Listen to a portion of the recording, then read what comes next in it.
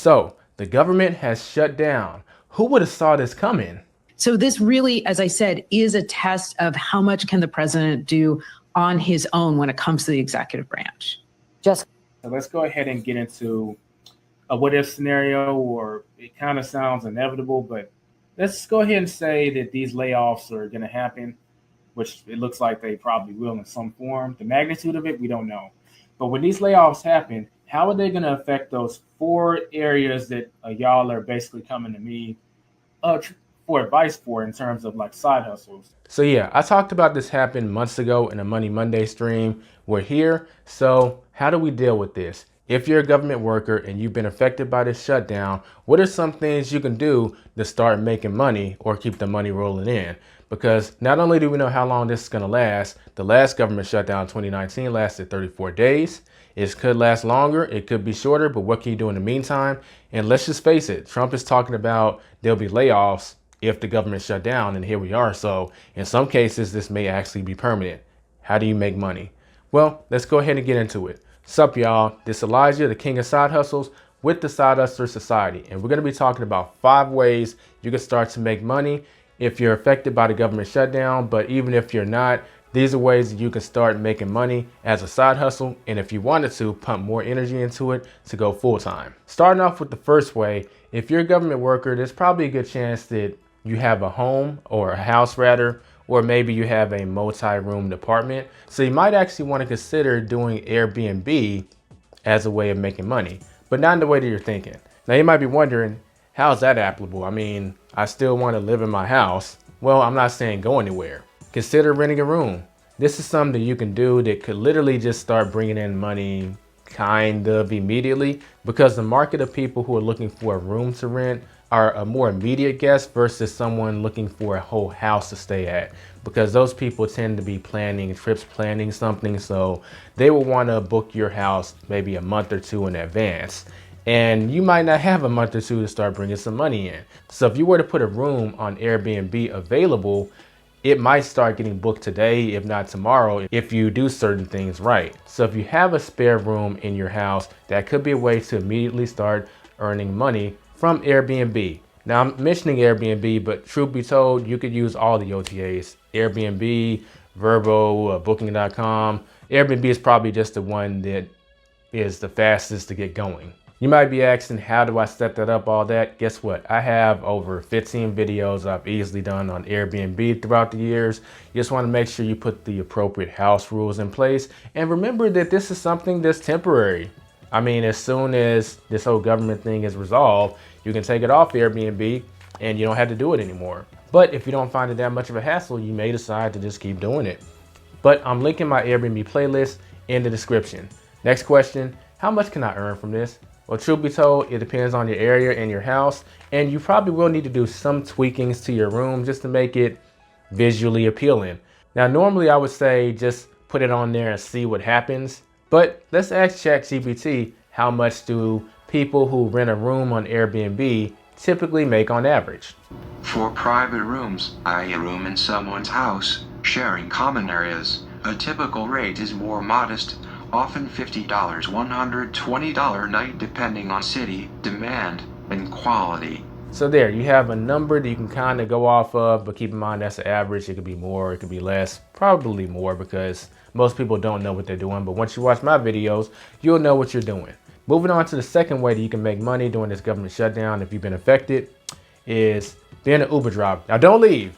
I know you're probably thinking, oh, I knew someone was gonna mention this whole like rideshare thing as a way of making money. Well, I'm different, and I'm gonna tell you why. Most people putting this on the list haven't been a rideshare driver. This channel that you're watching right now started as the Uber lifestyle, okay? I have content covering how to be a rideshare driver going all the way back to like 2018, and that content is still relevant today. In fact, I'm gonna go ahead and scratch being an Uber driver, and we're just gonna say being a gig worker. So that covers like rideshare, shopping, food delivery, just the whole thing under this bucket. And just pick one of them and start doing them, or you can do all the above. I'm not gonna get into how much money you make with each and which one is better, because that's very market dependent. This is literally one of those situations where you just need to go out there and do it and evaluate how much you make. but I will give you some tips depending on which one you decide to do. If you're gonna do rideshare, take the first $100 to $150, don't do anything with it. And once you get to that threshold of $150, buy your dash cam, because that's your insurance against people who start acting a fool. Or it's also a deterrent because people generally aren't going to act a fool if there's a dash cam there. If you're doing food delivery, save the first $20 or $30 and then use that to get a delivery bag, because not only is it the right thing to do and it will help keep your guests or customers' food warm, but people don't realize that when you leave the food at the door, people are usually watching you through their Ring camera, through a window or something. And if they see that you brought their food in a bag, they actually could increase the tip. And of course, if they selected the meet at the door option, they're gonna open the door and then you're gonna hand them the food. And if you open that bag and it's just sizzling hot, you think they're gonna be disappointed? No, they're gonna be pretty happy, and they may actually increase your tip, because a lot of delivery drivers, they actually don't use a bag, which is kind of baffling to me. And in terms of shopping pay, like Instacart and Uber Eats shopping pay, etc., I recently did a whole stream kind of talking about the tidbits that you need to know about that. Since in my early 20s, I was a stalker at Walmart and also at Whole Foods later in terms of stocking the shelves. So there are quick little tips that I share in that video to kind of teach you to find things fast. So you don't have to spend so much time finding items. You can spend more time moving on to the next order, which increases how many you can do in an hour. So I'll link that video in the description and the pinned comment. Third way you can use to make money is actually being a YouTuber. So this is one of those things that's actually not going to be something that's going to give you much value in the short term, because building a YouTube channel takes work, it takes time. But if you have this on your to-do list anyway, like I always wanted to be a YouTuber, I'm too busy. Well, maybe now's the time to just go at it full speed. And then when this government shutdown is over and you go back to work, just kind of switch it to being part-time, and you've already gotten the ball rolling. A few months down the line, maybe you get enough views to get monetized, and then you have a separate way of making money. So this could lay the foundation for that if you're looking to be a quote-unquote YouTuber. Now, like I said, this is for the long term. So if you need immediate money, like you don't have any savings, this should be combined with another method. Like maybe you could build a YouTube channel in your spare time while you're doing Uber or DoorDash or something full time. Or if you're renting a room on Airbnb that's helping to take care of your expenses, then you could go ahead and put some time into the YouTube. If you need money right now, it has to be combined with something else. If you don't, maybe just go full time into trying to be a YouTuber. Decide exactly what content you want to make and what kind of person will be watching that content, and that's a good starting place. Now, I will say this, I've been part of something called Awesome Creator Academy really since 2019. And when I first joined Awesome Creator Academy, founded by Roberto Blake, I had one YouTube channel, which is this one, and it is much smaller, and it's called The App Lifestyle. Went from Uber Lifestyle to The App Lifestyle because I expanded things I talked about. And finally, we got to the Side Hustler Society.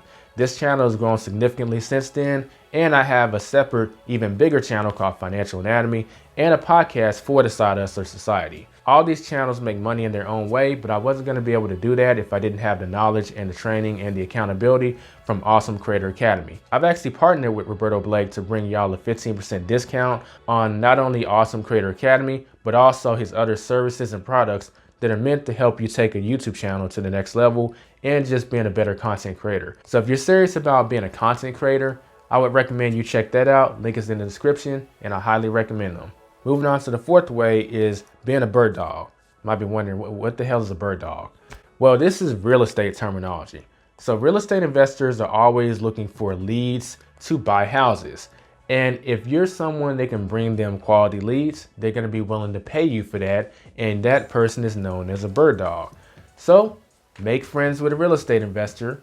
Go to some real estate events. I mean, you have the time now, right? You're going to bump into some real estate investors.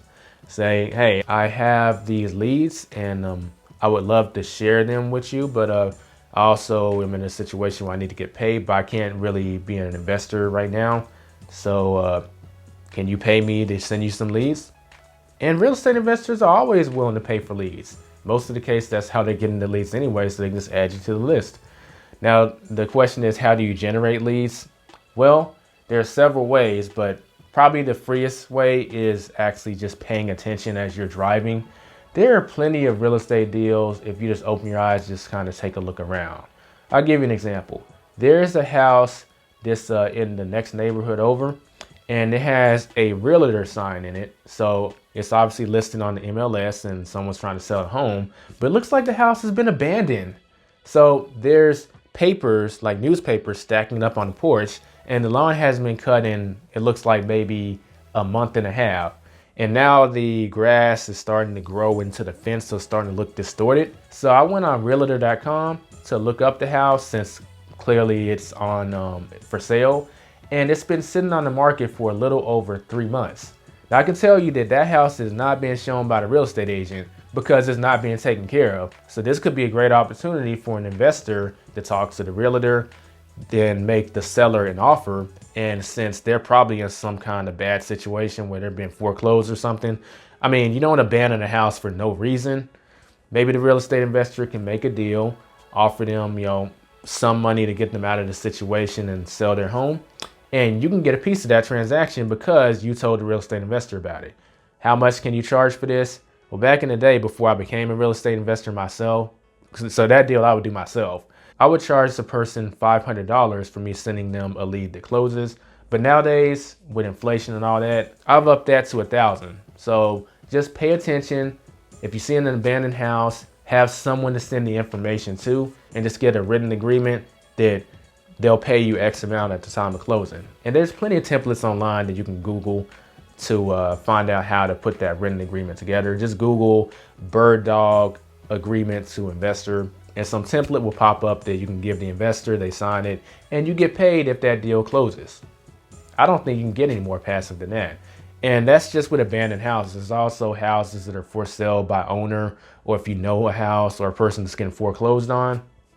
These are good leads for real estate investors. Get paid for it. And lastly, the fifth way you can make money, and this is actually diving into another video I was gonna make, but I'll go ahead and share some of the details now. I call it bank account hacking. Bank account hacking is essentially these banks are always offering sign-on bonuses to attract new customers, okay? And if you're doing some of the methods we're talking about, like Airbnb, the gig economy like Uber or shopping or whatever, then that money is going to be getting generated. But instead of having it deposited into your normal account, just sign up with a bank that's getting a sign-on bonus. They usually have some kind of requirement where, like, hey, if you deposit $1,000 in 60 days, we'll pay you $400. So sign up for that bank account, do Uber, or put your room on Airbnb and put the bank account that it goes into as this new bank account. And then you'll get an extra $400 just for doing that, because eventually it's going to hit 1,000 within 60 days. And it's just as simple as that. And you could just keep repeating this process with new banks. The requirements generally are around that. Sometimes it's between 1,000 and 2,000 for the direct deposit requirement, but you get the general principle. So just Google checking account sign-on bonuses in, and then say your state. Some quick tips on that. I would be looking for regional banks and national banks, because those are the banks that tend to have the better deals. State banks, they tend to lowball you. Like, hey, we'll give you like $200 if you deposit $1,000 every month for 6 months. And if you close the bank account within 12 months, then we reserve the right to deduct that sign-on bonus from you at the time of closing, which defeats the purpose of doing this. Like, state banks always have these ridiculous requirements.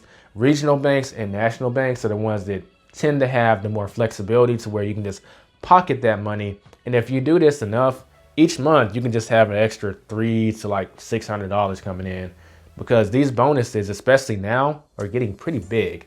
Like I said, I'm going to be making a future video on that, because that's part of my Financial Anatomy meets the Side Hustler Society series, because that involves accounting, but it also involves you getting paid as a side hustle.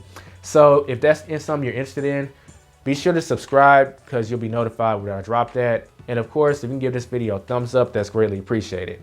Out of the 5, which one was your favorite, and which one are you going to do once you get off this video as an action step? Let's talk about it in the comment section below. This has been Elijah with the Side Hustler Society.